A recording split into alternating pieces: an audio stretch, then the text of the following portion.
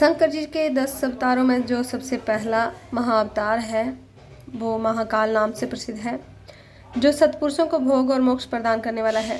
उस अवतार की शक्ति भक्तों की मनोवांछा पूर्ण करने वाली महाकाली है। दूसरा तार नामक अवतार हुआ जिसकी शक्ति तारा देवी हुई। वे दोनों भक्ति मुक्ति के प्रदाता और अपने सेवकों के लिए सुखदायक हैं।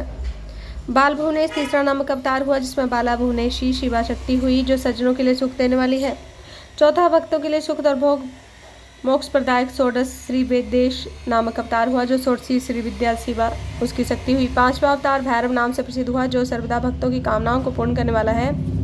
इस अवतार की शक्ति का नाम भैरवी गिरिजा जो अपने उपासकों की अभीष्टदायिनी है।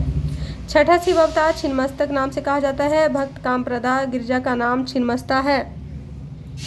संपूर्ण मनोरथों के दाता शंभु का सातवां अवतार धूम्बान नाम से विख्यात हुआ। उस अवतार में श्रेष्ठ उपासकों की लालसा पूर्ण करने वाली शिवा धूमावती हुई। शिव जी का आठवां सुखदायक अवतार बगलामुख है। उसकी शक्ति महान आनंददायिनी बगलामुखी नाम से विख्यात हुई।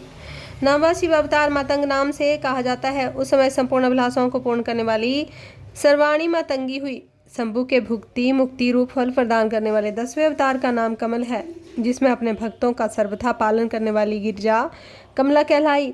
ये ही शिव जी के 10 अवतार हैं। ये सब के सब भक्तों और सत्पुरुषों के लिए सुखदायक और भोग और मोक्ष के प्रदाता हैं। जो लोग महात्मा शंकर के इन 10 अवतारों की निर्विकार भाव से सेवा करते हैं उन्हें नित्य नाना प्रकार के सुख देते रहते हैं। उन्हें इस प्रकार मैंने 10 अवतारों का महात्म्य वर्णन कर दिया। तंत्र शास्त्र में तो यह सर्व कामप्रद बतलाया गया है। मुने इन शक्तियों की भी अद्भुत महिमा है। तंत्र आदि शास्त्रों में इस महिमा का सर्व कामप्रद रूप से वर्णन किया गया है। नित्य दुष्टों को दंड देने वाली ब्रह्मतेज की विशेष रूप से वृद्धि कराने वाली है। ब्रह्मांड इस प्रकार मैंने तुमसे महेश्वर के महाकाल आदि 10 शुभ अवतारों का शक्ति सहित वर्णन कर दिया। जो मनुष्य समस्त शिव पर्वों के अवसर पर इस परम पावन कथा का भक्तिपूर्वक पाठ करता है वह शिव जी का परम प्यारा हो जाता है। इस आख्यान का पाठ करने से ब्राह्मण के ब्रह्मतेज की वृद्धि होती है, क्षत्रिय विजय लाभ करता है, वैश्य धनपति हो जाता है और शूद्र को सुख की प्राप्ति होती है। स्वधर्मपरायण शिव भक्तों को ये चरित्र सुनने से सुख प्राप्त होता है और उसकी शिव भक्ति विशेष रूप से बढ़ जाती है। मुने मैं शंकर जी के एकादश श्रेष्ठ अवतारों का वर्णन करता हूँ, सुनो। उन्हें श्रवण करने से असत्यादि जनित बाधा पीड़ा पहुँचा नहीं सकती। पूर्व काल की बात है, एक बार इंद्र आदि समस्त देवता दैत्यों से पराजित हो गए। तब वे भयभीत होकर अपनी पूरी अमरावती को छोड़कर भाग खड़े हुए।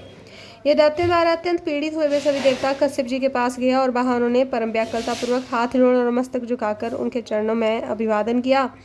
उनका भलीभांति स्तवन करके आदरपूर्वक अपने आने का कारण प्रकट किया और दैत्यों द्वारा पराजित होने से उत्पन्न हुए सारे दुखों को कह सुनाया। तात तब उनके पिता कश्यप जी देवताओं की उस कष्ट कहानी को सुनकर अधिक दुखी हुए क्योंकि उनकी बुद्धि शिव जी में असक्त थी। मुने उन शांत बुद्धि मुनि ने धैर्य धारण करके देवताओं को आश्वासन दिया। स्वयं परमहंसपूर्वक विश्वनाथपुरी काशी को चल पड़े। वहां पहुंचकर उन्होंने गंगा जी के जल में स्नान करके अपना नित्य नियम पूरा किया और आदरपूर्वक उमा सहित सर्वेश्वर भगवान विश्वनाथ की भलीभांति अर्चना की। तदनंतर शंभु दर्शन के उद्देश्य से एक शिवलिंग की स्थापना करके वे देवताओं के हितार्थ परम प्रसन्नतापूर्वक घोर तप करने लगे। मुने शिव जी के चरण कमलों में आसक्त मन वाले धैर्यशाली मुनिवर कश्यप को जब यो तप करते हुए बहुत अधिक समय व्यतीत हो गए तब सत्पुरुषों के गति स्वरूप भगवान शंकर अपने चरणों में तल्लीन मन वाले कश्यप ऋषि को वर देने के लिए वहां प्रकट हुए।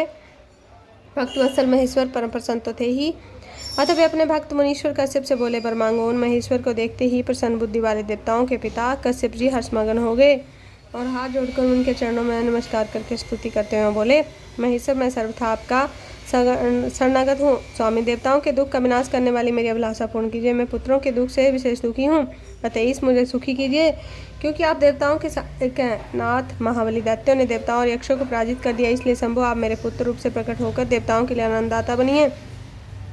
नंदीश्वरी कहते हैं, मुने कश्यप जी के ऐसा कहने पर सर्वेश्वर भगवान शंकर उनसे तथेति ऐसा ही होगा यूँ कहकर उनके सामने वही अंतर ध्यान हो गए। तब कश्यप भी महान आनंद के साथ तुरंत ही अपने स्थान को लौट गए। वहाँ उन्होंने सारा वृत्तांत आदरपूर्वक देवताओं से कह सुनाया। तदनंतर भगवान शंकर अपना वचन सत्य करने के लिए कश्यप द्वारा सुरभि के पेट से 11 रूप धारण करके प्रकट हुए। उस समय महान उत्सव मनाया गया, सारा जगत शिवमय हो गया। कश्यप मुनि के साथ साथ इन सभी देवता हर्ष विभोर हो गए। उनके नाम रखे गए कपाली, पिंगल, भीम, विरूपाक्ष, बिलोही, शास्ता, अजपाल, आहिर्बुधन्य, शंभु, चंड और भव 11 रुद्रों सुरभि के पुत्र कहलाते हैं। यह सुख के आवास स्थान है तथा देवताओं की कार्य सिद्धि के लिए शिव रूप से उत्पन्न हुए। एक कश्यप नंदन वीर वर रुद्र महान बल पराक्रम संपन्न थे। इन्होंने संग्राम में देवताओं की सहायता के लिए दैत्यों पर संहार कर डाला। इन्हीं रुद्रों की कृपा से इंद्र आदि देवगण दैत्यों को जीतकर निर्भय हो गए। उनका मन स्वस्थ हो गया और अपना अपना राज्य कार्य संभालने लगे। अब भी शिव स्वरूप वे सभी रुद्र देवताओं की रक्षा के लिए सदा स्वर्ग में विराजमान रहते हैं। तात इस प्रकार मैंने तुमसे शंकर जी के 11 रुद्र अवतारों का वर्णन किया। ये सभी समस्त लोगों के लिए सुखदायक है। यह निर्मल आख्यान क्षण पूर्ण पापों का विनाशक, धन यश और आयु का प्रदाता, संपूर्ण मनोरथों को पूर्ण करने वाला है। बोली बनात की जय पार्वती मैया की जय।